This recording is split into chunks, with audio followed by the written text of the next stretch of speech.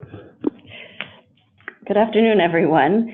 Thank you for joining this webinar on Advocacy 101. I'm Ilsa Connect, Director of Policy and Advocacy for the Joyful Heart Foundation. From the work that we're doing in legislatures across the country, we know just how much your voice can move rape kit reform. We're thrilled to partner today with All In Together on this webinar on how exactly to take action. This webinar will be presented by Colleen O'Gorman, Community Manager at All In Together, and Lily Rocha, Policy and Advocacy Manager at Joyful Heart. Please feel free to ask questions in the question and answer box, and we'll get to them at the end of the webinar. This webinar will be recorded and distributed after the event. Thank you again for joining, and now I'll turn it over to Colleen to begin. Great, thank you so much, Ilsa. Hi everyone, my name is Colleen O'Gorman, and I'm the Community Manager at All In Together. And All In Together is we are a civic engagement organization for women. We do workshops and training for voting age American women with action-oriented, nonpartisan civic education to realize their full potential as leaders shaping our nation. And so what that means in practice is that we do workshops and trainings all over the country to help women raise their voice on the issues that matter to them, whether it's ending the backlog of untested rape kits around the country or whatever issues are the most important to them. And we're so excited to be doing this webinar with the Joyful Heart this afternoon. Thank you, Colleen. So a little bit about the Joyful Heart Foundation. We started in 2004 after thousands of fans were reaching out to Mariska Hargitay for her role as Detective Olivia Benson on Law & Order at SVU. So Mariska felt compelled to help these survivors who were reaching out, and she started this organization to do just that. Our vision is to see a world free of sexual assault, domestic violence, and child abuse. And our mission is to transform society's response to sexual assault, domestic violence, and child abuse, support survivors' healing, and end this violence forever. So in order to enact this and make sure that we are working on behalf of survivors, we have enacted a 50-state campaign to eliminate the backlog across every state and also prioritize the needs and rights of survivors. So since 2010, this has been our top advocacy priority, and we've been working with local stakeholders, advocates, survivors, law enforcement, crime labs, prosecutors, and the general public interested in making a difference. We're excited to have been able to work in several states, including Arizona, Florida, Georgia, Hawaii, Kentucky, Nevada, New Mexico, Oregon, Texas, Utah, and Washington. And so we're thrilled to be here today to tell you exactly how you can take action. So today's agenda, we're going to talk a little bit about the rape kit backlog so you have a sense of the issue. Then from that, I'll turn it over to Colleen, who will talk about tools for influence. She'll go over civics refresher, advocacy tactics, and strategic engagement. Then we'll wrap it up with some final thoughts and next steps. And then at the very end, we'll take your questions. In the meantime, please do feel free to join the conversation. We'd love it if you do it, actually. You can do it on Twitter at All In Together, at the JHF, at EndTheBacklog. You do it on Facebook, AI Together, or Joyful Heart, as well as on Instagram. So go ahead, take your pick, and make sure that you're joining the conversation with us on social media. So to start off, we're here to talk about the rape kit backlog, but what exactly is the rape kit backlog? So to give some background, every 98 seconds, someone is sexually assaulted in the United States. After the assault, a survivor can have a medical forensic exam performed, and this is usually a 4 to 6 hour, very invasive, exhaustive procedure where the survivor's body is photographed, picked over for evidence, swabbed, and generally managed as a crime scene. We do see that after this event, after this exam, survivors may want to report this and may want to send the kit for testing and have DNA extracted. So forensic analysis may yield a DNA profile which can be uploaded to the national database, the Combined DNA Index System. There at the lab, Matches can be made to other DNA profiles in CODIS, identifying offenders and serial rapists. So you're able to connect matches between kits and between suspects and between serial offenders who are perpetrating and committing these crimes against multiple victims. The problem is that too often these rape kits are collected by the medical facility. They can be sent to law enforcement. Law enforcement may not submit them, and then once submitted, these kits may not be tested. So right now, over 225,000 untested kits have been uncovered, but the full extent remains unknown. This approximation comes from journalistic inquiries, it comes from some state audits, as well as our own accountability project where we submit open records requests to jurisdictions to obtain the number of untested kits. But again, the full extent throughout the country is not known. So when we talk about this, we ask ourselves, why did it happen? Well, to be very blunt and to put it out there, crimes against women have not been taken seriously or prioritized. And this leads to some law enforcement bias and maybe not believing a victim, maybe interrogating the suspect in a way that doesn't believe them, makes them feel guilty, makes them feel shamed. And we see that a lot of these interrogative techniques aren't really understanding about the knowledge of and the impact of trauma on victim behavior and memory. So a survivor who has just been through this horrific experience will be traumatized, and that's going to affect how they answer questions, how they remember time sequence, how they exude their emotions, and it may or may not be in line with what law enforcement believes as a credible or cooperative victim. But if we know a little bit about trauma and how it impacts us, we can lead to better techniques, to better survivor-centric approaches, and to having more survivors trusting law enforcement. Another reason why this happens is a lack of knowledge about the power of DNA. Oftentimes we'll hear that if the suspect is known, they may not need DNA to test. However, we say that when you test the kits and when you upload them to the national database, you may in fact see connections to other cases. And oftentimes we see that serial rapists commit crimes against people they know. So it could be an acquaintance, it could be a spouse, it could be a friend, and also against people that they don't know. So being able to have that DNA make those connections is of paramount importance. And lastly, we do have to acknowledge that at times there has been a lack of resources. This has not been a priority in the past for law enforcement, crime labs, and state legislatures to fund. And so we must make sure that with upcoming reforms that law enforcement, prosecutors, victim advocates, and crime labs have all the resources they need to be able to process this DNA evidence and be able to work with survivors through the criminal justice system.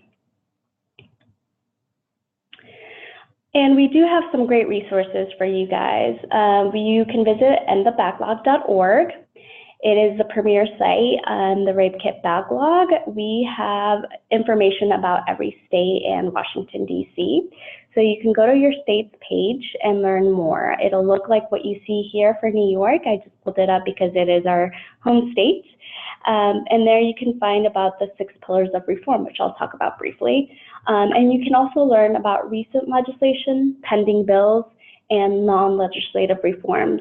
We do acknowledge that reforms happen outside of the legislature, such as, for example, getting a grant to take on this work, or having the governor or the attorney general decide to take on account of the untested kits. And we laud and applaud all of those achievements, and we hope to see more of that throughout the country.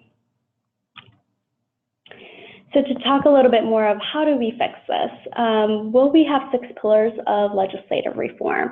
These are really 6 legislative solutions that when enacted and implemented to the extent, the intent of the law, they are going to help eliminate the backlog, prevent backlogs from happening again, and prioritize the needs and rights of survivors.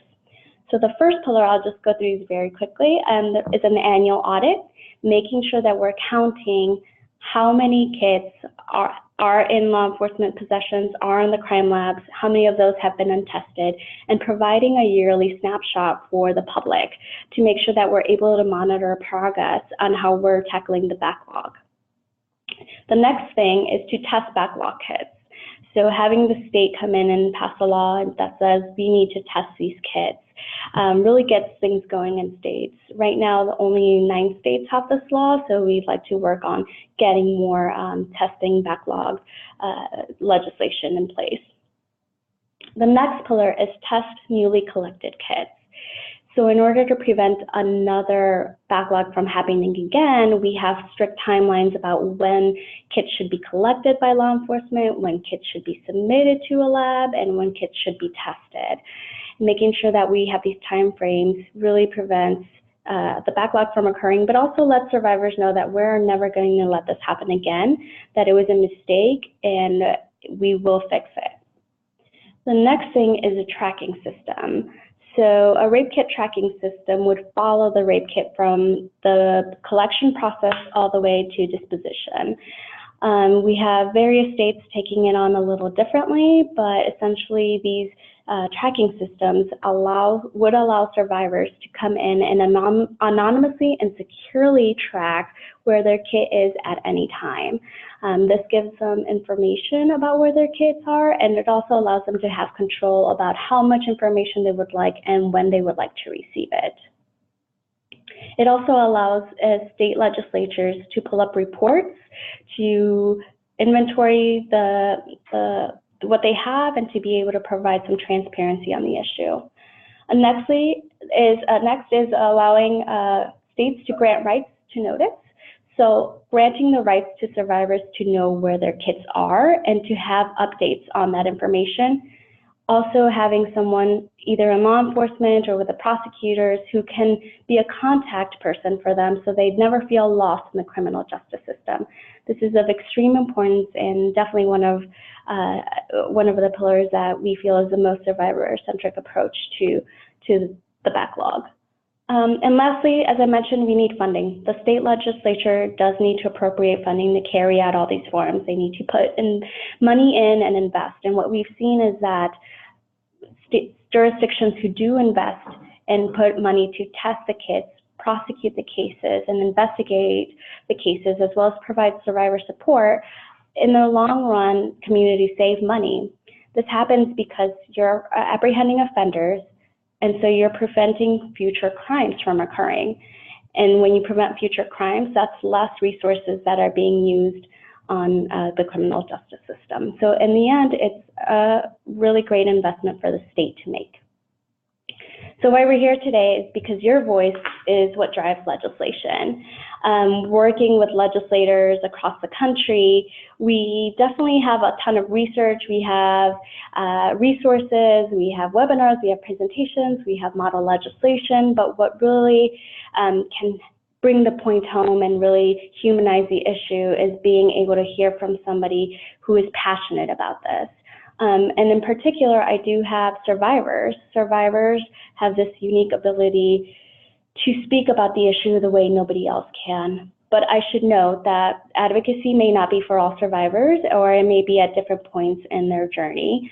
And you should be free and you should feel confident to be able to say your story if you would like to, whenever you would like to, and you have control over that. Also, anybody who works with survivors, such as SANEs, rape crisis counselors, even law enforcement, anybody who works with them and sees how this impacts humans and people day to day, your voice is really powerful as well. So just keep in mind that these populations have definitely a lot of leverage in how legislation moves. But of course, anybody, just even being a citizen, being outraged about the issue, your voice can make a difference. So now I'll turn it over to Colleen, who will give you some tools and some guidance on how to do that. Thank you. Great, thank you so much, Lily. I'm excited to turn it over to Tools for Influence. And before I do that, just really want to reemphasize what Lily said about that it is our voices as members of this democracy who are really going to make changes on these issues that are so urgent and important to all of us. So with that goal in mind, let's jump into Tools for Influence. So we just went over the rape kit backlog and all of the information you need to really go to your legislators and talk to them about these issues. So now we're going to talk about the tools of what really works in these conversations. So the first step to advocating on behalf of these issues that you care about is to do your research, right? All of you are listening in, taking an hour out of your day to listen to this webinar because this is already an issue you care about. And Lily just gave us some great information about the issue and what great talking points you can have when you're calling your representatives. But the next piece of the puzzle is to actually know who represents you. And why this is so important is because whether we like it or not, a democracy means that the people who are elected to represent us, those are the only people whose job it is to listen to what we have to say about policy. So for example, if you're like me and live in New York, it probably won't make that much of an impact if you call a state legislator in Ohio, right? Because even if you are excited about this issue, if they don't ultimately, represent you, they're less likely to listen to what you have to say just because that's their job. So really important to know exactly who represents you. And if you don't already know who represents you, especially at the state level, don't worry. As you can see, almost 80% of Americans can't name a single senator who represents them in his or her state. So we have a lot of work to do, but there's a really easy way to find out who represents you. And it's one of my favorite things we do at All In Together. We have this awesome action center. If you go onto our website at aitogether.org/action center, you can find this really cool tool to find out exactly who represents you, as well as tips and tricks about how to most effectively advocate on your issues to your legislators. So when you first log in, you'll see a page like this. As you can see, my name is already in that top right corner of the screen, because if you log in and create an account, if you plug in your zip code, it'll tell you exactly who represents you. So if we go to this next slide, you can see that I live in Brooklyn, so my senators, my representative in Congress, but also my state legislators also pop up in the Action Center. And when you're advocating on behalf of ending the rape kit backlog, you really want to be focusing in on these state senators and your state representatives, right? Because those are the people who are making policy on the state level. And so if you click in further, say I want to click into my state senator, Senator Kevin Parker. And as you can see, there's a little bit of a biographical information about him here. And these three buttons at the bottom, I can write him, I can call him, I can even schedule a visit.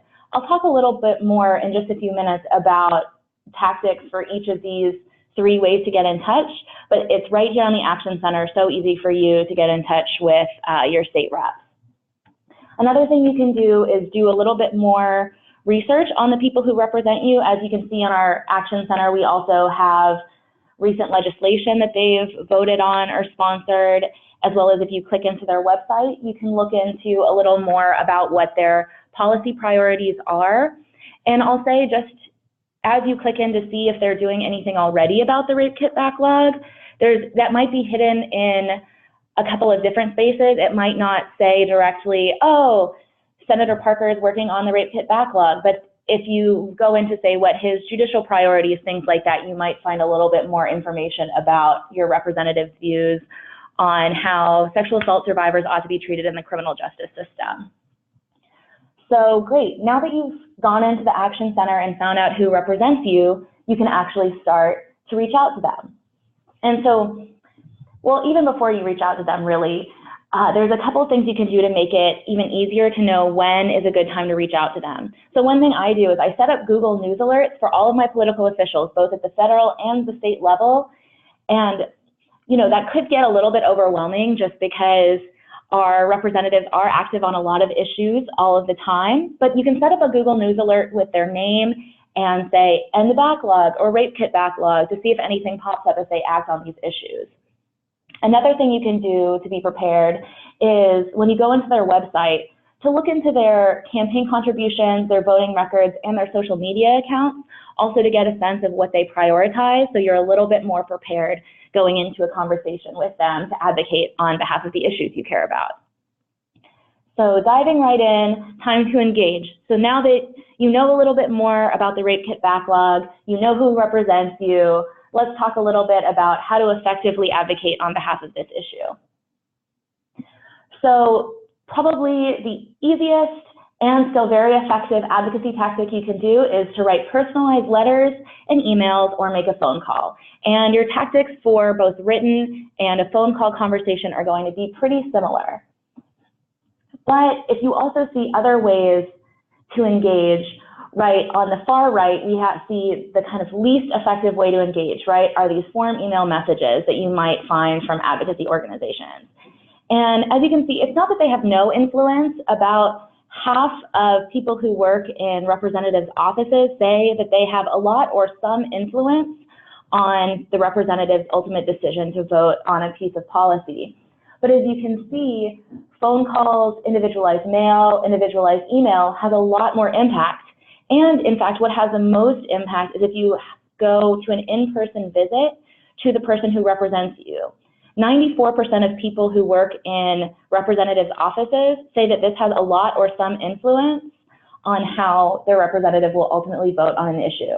And kind of the big takeaway from this graph, as you can see, right, is the more time and effort you put in, the more impact you'll have. And really what that means is if you have the time, if you have the energy, if this is the issue you want to spend the most of your advocacy time on, it might make sense for you to schedule an in-person visit with your representative, or especially at the state level, you'd be surprised how excited they are to get coffee with their constituents and really get to know them, especially because at the state level, they really do represent fewer people, so they have a little more time with these things. But that's not to say that the form email messages don't have impact. It's just that if you have the time and effort, it's better spent really individualizing your calls, individualizing your emails, and making the time to schedule those in-person visits.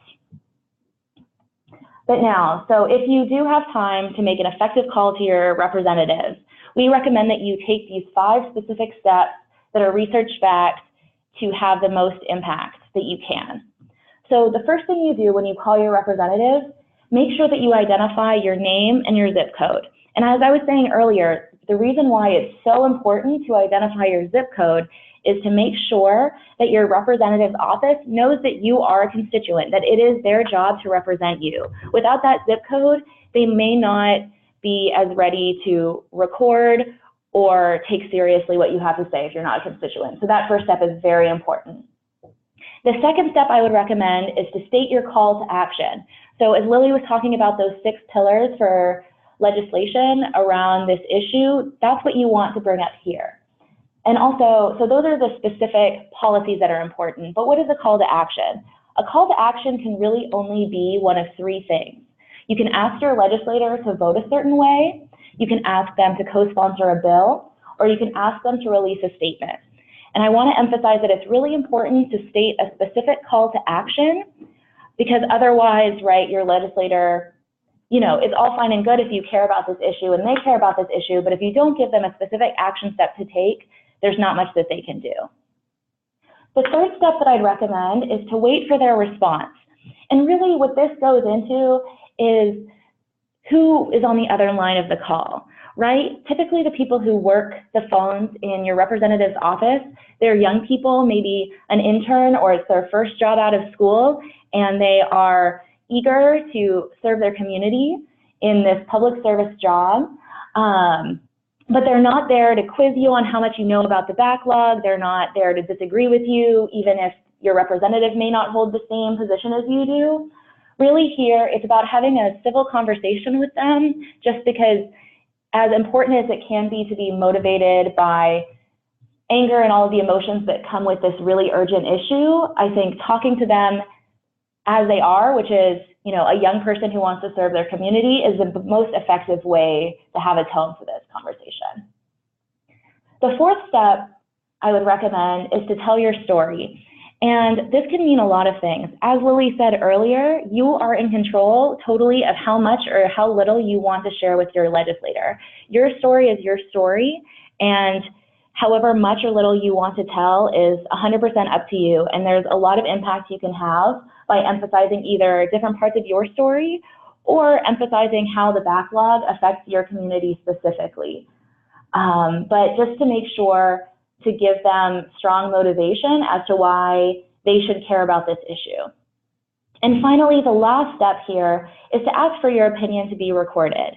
One thing that we know is because your representative won't actually be the person on the other line, their decisions will be impacted by how many people are calling their office to talk to them about this specific issue. So if they hear that 20 people called today and talked about the backlog, that's when they're going to take notice. So make sure that your voice is being recorded among everyone else who cares about this issue, right? Because it takes a lot of people to form a movement around these really important issues.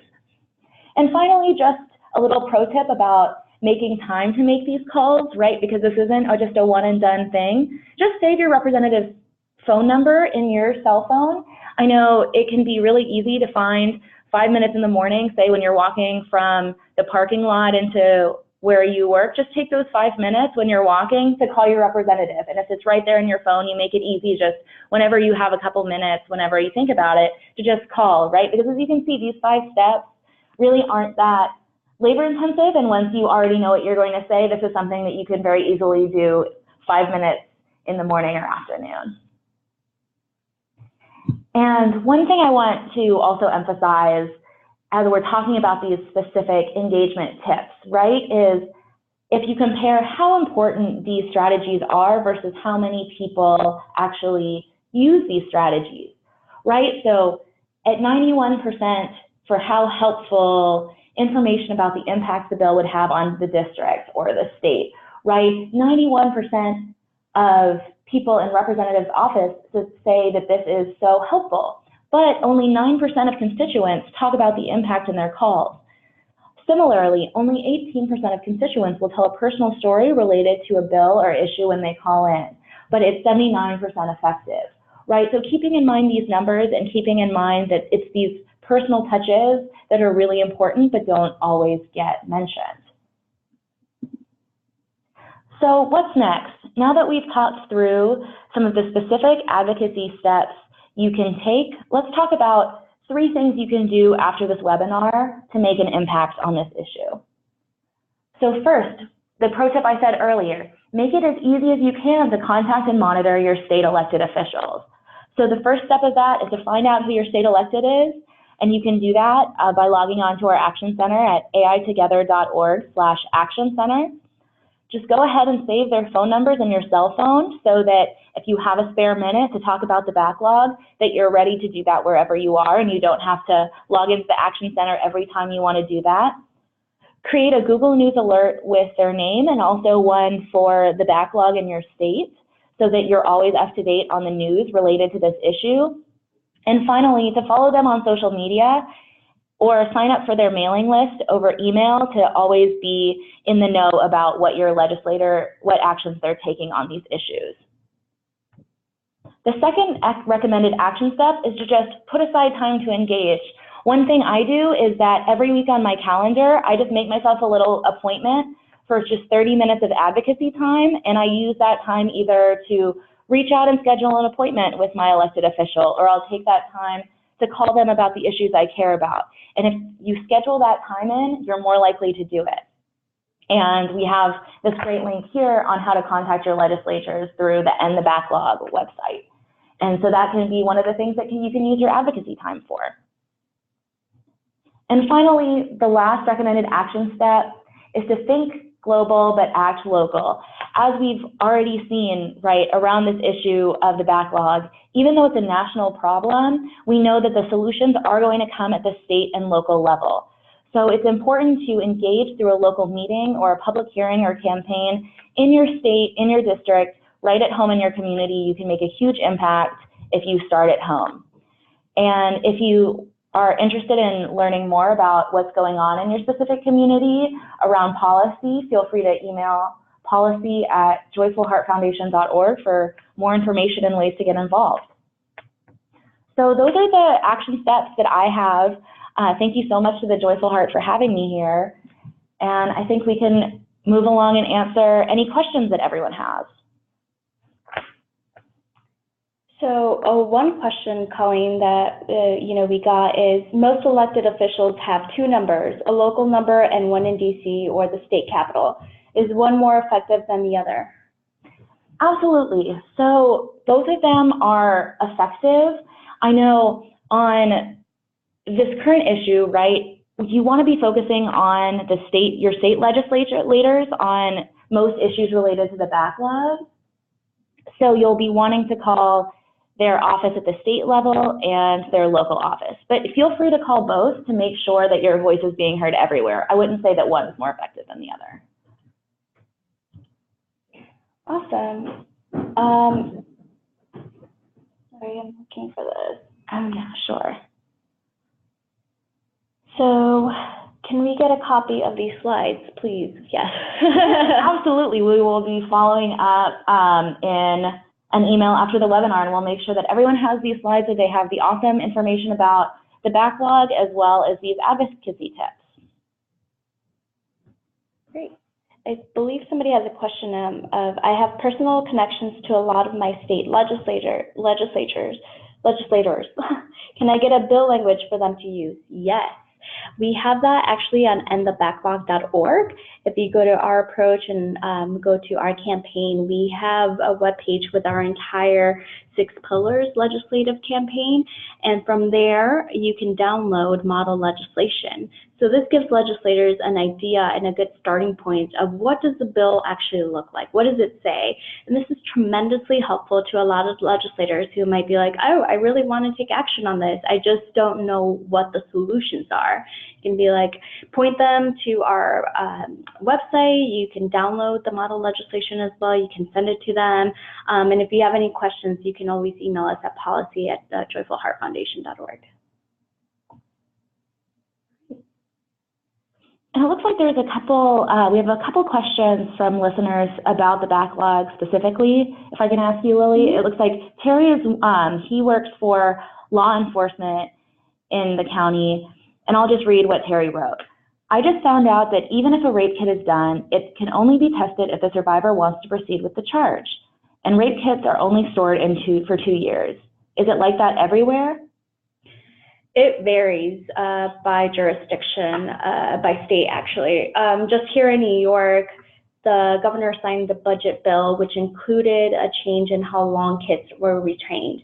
Up until a couple of weeks ago, rape kits were actually only retained 30 days, and they could be retained a little bit longer, pending discussions with the survivor, but on the 31st day, the rape kit could legally be thrown out. Right now, that has been changed to 20 years. So rape kits will be stored in a centralized location that the stakeholders in the state will be determining. And so rape kit or survivors will now have up to 20 years to decide if they would like to file reports with law enforcement and go through the criminal justice process.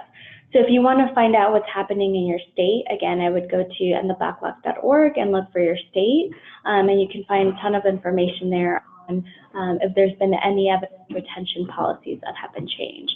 But that's definitely something that we'd like to work on as well, and it is one of our best practices that we have, making sure that we have evidence retention laws that are at least up to the statute of limitations or longer, in line with federal best practices.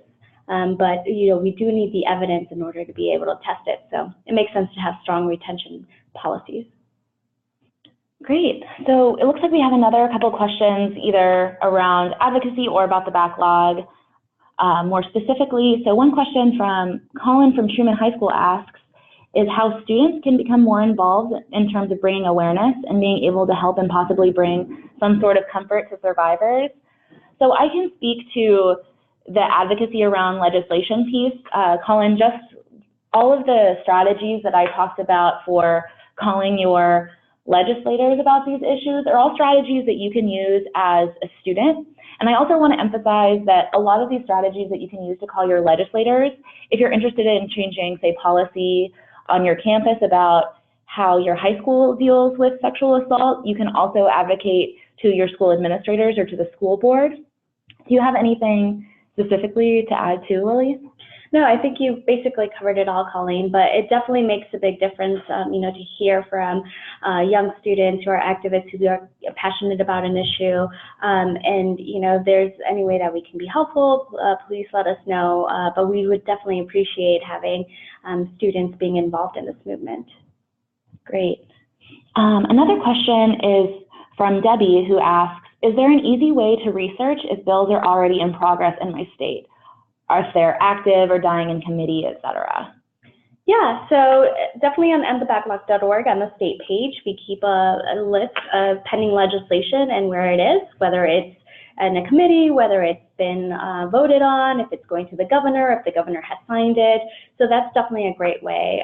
You could also go to your legislature's website and search by bill numbers. We do have the bill numbers listed on our website, so that would be a good place to start if you're like, I don't know what a bill number is, or I don't know how to get it. We do have it on our website, and you're welcome to use your state's legislative portal to be able to find that information as well. So there's really two different ways to go about it, but I would definitely say, if you wanted a little bit more readable and a little bit more user-friendly, we definitely aim to do that on our website. Yeah, that sounds like a really awesome resource. Another question we've gotten is, I know we want to stay away from form letters and emails, but are there any examples that you can share so that we can get a feel for creating our own? And I would say that in letters and emails, just like on the phone calls, you want to include everything that I talked about earlier, right? So include your name and zip code so that your representative knows that you're a constituent. Include your call to action. So if you want them to co-sponsor a bill, to vote a certain way, to release a statement, make sure that call to action is in there. I know we talked about waiting for a response. That's not as relevant, right, in a letter and email. But telling your story or talking about why their action on this issue or this bill would have impact in your community, or how it's already impacted you, is something that is the most important thing that you can do in an email or a letter, so definitely include that. And finally, to ask that someone records the correspondence are all things that, just as you want to include them in a phone call, include those in your letters and emails. Great.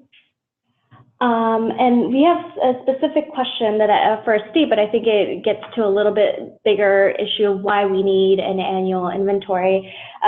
Somebody from Alabama said, there is no information on my state and Alabama on EndTheBacklog.org.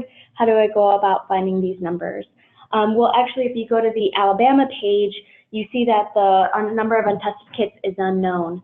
Right now, we don't have legislation that says the state law enforcement officials as well as crime labs have to count how many untested kits they have. So we don't have that number.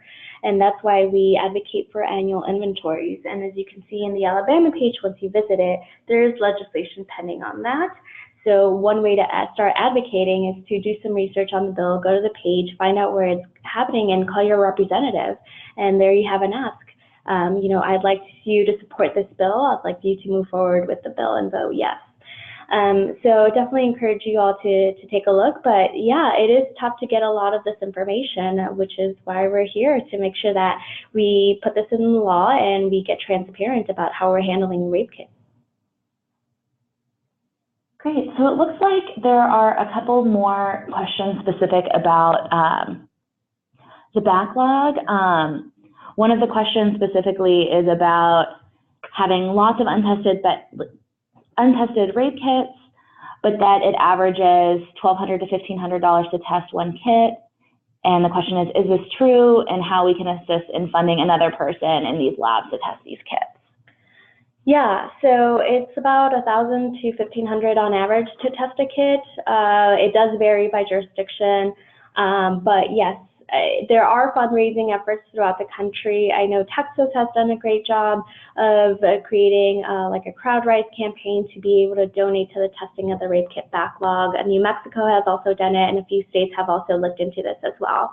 And we definitely applaud those efforts. Those are definitely a grassroots way to get this issue moving and get the funds necessary for this reform. We say that we should also be urging the state legislature to make this a priority.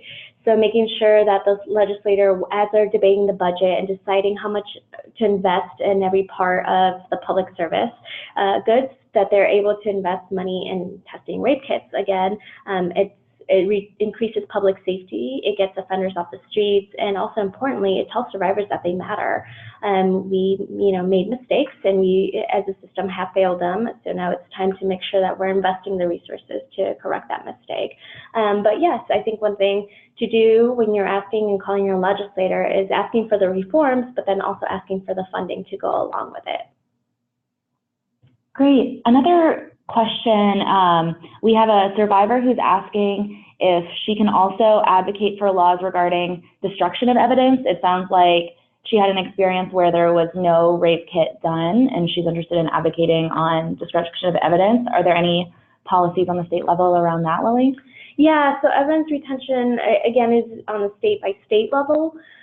So that is going to be something that your state does through the laws. And again, in New York, we just recently changed that, so we're celebrating that big win for survivors from 30 days to 20 years. And there are federal best practices on how long kits should be retained if they're anonymous, if they're not.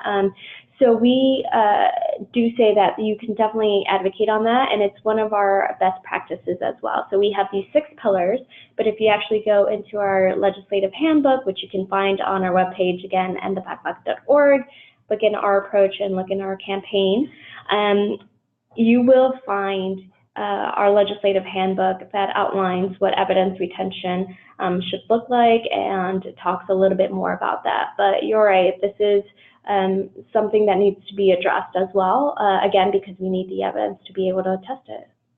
Absolutely. And it looks like we have 2 similar questions about trainings and future similar trainings to this one. One person has a question about trainings for young people to either become a rape crisis counselor or a person of some support to survivors. And there's also a question about trainings on #EndTheBacklog for with a train the trainer model. So people who are listening in who want to go out into their community and go out and speak can make sure that they're giving an accurate reflection of the problem. Do you have any sense of future trainings either on EndTheBacklog or supportive? That's definitely something that we'd like to consider and make sure that we're engaging the community and really putting out the best practices and current research out there. In the meantime, I would suggest that you find EndTheBacklog.org. You will see a webinar that we did just a few months ago, actually, on this issue. So it goes a little bit more in depth than what I went in. So this is more of a condensed version of what I just presented, but it gives you the overall view of what's happened and why we're here and what the legislative solutions do exactly. So if you'd like to host a training, you can definitely email us and we see how we can be helpful. But in the meantime, if you'd like to explore this issue a little bit more, definitely check out that webinar that we have on our website. Somebody also, I think, asked a question, I think, via email about I Am Evidence. As you guys know, our president and founder, Mariska Hargitay, worked and produced a documentary with HBO called I Am Evidence, and it follows survivors who were neglected and who were failed by the system, ultimately, and it talks about their story and follows them through that process. It's a very powerful film. And it was released on HBO on April 16th. So if you have HBO, I recommend that you go in there and look at and watch it. You can also host a watch party. So what we had on April 16th is around the country we had hundreds of people tune in and host watch parties, meaning that they got their friends and family together. They had some talking points. They had some questions for discussion, and so it was really a wonderful experience for people to be able to use that tool as a learning experience. And then again, to kind of supplement that, because I think that leaves people with a lot of desire to take action, is looking over this webinar and saying, what are some of the tools that we do next? It's finding out who our legislators are, recording their numbers on our phone, finding out what exactly is happening in our state. So some states have the full 6 pillars. I think somebody commented from Texas that Texas, has the full 6 pillars, but there is still more work to be done. And so, looking at what's exactly needed in my state, where can we help, and what is appropriate for this moment. Yeah. Another question from Molly is there something that those of us in law enforcement can do above and beyond the advocacy tactics to help with ending the backlog? Yeah, I think that's amazing that we have law enforcement, and we've seen it around the country too. We're actually technical assistance providers on a federal grant called the Sexual Assault Kit Initiative, SAKI. And part of this work has allowed us to travel across the country and talk to these multidisciplinary teams of law enforcement, crime labs, prosecutors, victim advocates, and survivors about this issue. And we've seen that oftentimes, there are law enforcement officials out there who want to take responsibility for this and want to do better. So I think one thing to do is, talking with your leadership within your agency and talking to them about, what does it look like to invest resources to your sex crimes unit, to be able to have interview training for survivors, and make sure that you understand the impact of trauma on survivors as you interrogate them. And also looking at, what other resources might be available to you. The International Association of Chiefs of Police, IACP, I believe on their website has some modules for training on that. So I recommend that you go there as well. Great. Another question is related to sexual assault on college campuses from Jasmine, and she asks, what should the role of colleges and universities be in addressing the rape kit backlog within their state, particularly because Title IX compliance for a campus does not necessarily equate to kits being tested from survivors on a college campus? Yeah, no, that's definitely a great question, and we have worked with, End Rape on campus on this issue, and talk to them a little bit to learn more about what's going on in campuses. And while we don't exclusively focus on that realm, what I think really survivors and the college students, faculty, administrators, anybody who's on this campus and wants to take action is, thinking about how do we put our voices together. Is it maybe sending a letter to your elected official? Is it maybe holding a meeting with them? Is it maybe making a call together, having a call party where you guys all take turns and call your elected officials? So there's definitely ways that you guys can organize and make sure that you can take action. And sorry, just quickly, I want to go back to the law enforcement piece too, real quickly. Contact your legislator as a law enforcement official if you can. There might be certain rules around that, but if you're able to do that, if this is something that you would be able to do, is contact your legislators and letting them know that you support this. Oftentimes, legislators, as they're taking on solutions, they want to check in with different people who will be impacted by the legislation. So, how will this impact nurses who collect the rape kits? How is this going to impact the lab? How is this going to impact law enforcement? So just knowing that law enforcement wants to take this on and wants the reform will signal to legislators that this is something that can be done. So, you definitely have a strong voice there. Mm-hmm. Absolutely, that is so true. Let's see, and I know I'm looking through, and it looks like we don't have any more questions that we haven't answered. Lily, do you have any kind of final thoughts before we close? I just want to thank you all, first of all, for being here and for being willing to be a part of this movement. We really can't do it without you. It takes so much effort on the behalf of so many people to make any change. And so thank you all so much for listening today. Again, if you have any more questions, you can send us an email at policy@joyfulheartfoundation.org. And we can see how we can be of help. In the meantime, again, check out all our resources online. Spend a little time on the website. Maybe that could be part of your 30 minutes to engage, is to just spend 30 minutes doing research on the issue. And so I just want to thank you all so much for coming, and I believe that we can do this. I believe that there's a lot of momentum. We see it and hear from a lot more legislators who want to make a difference for survivors, who want to correct the injustices. And so I believe that we all come together, I think we can make it happen. Great. Thanks so much for having me, Lily. This was so wonderful, and I hope this is just the beginning of a really important conversation. Yes, thank you too, Colleen. I really appreciate you being here. And thank you all. So have a good afternoon. Bye-bye.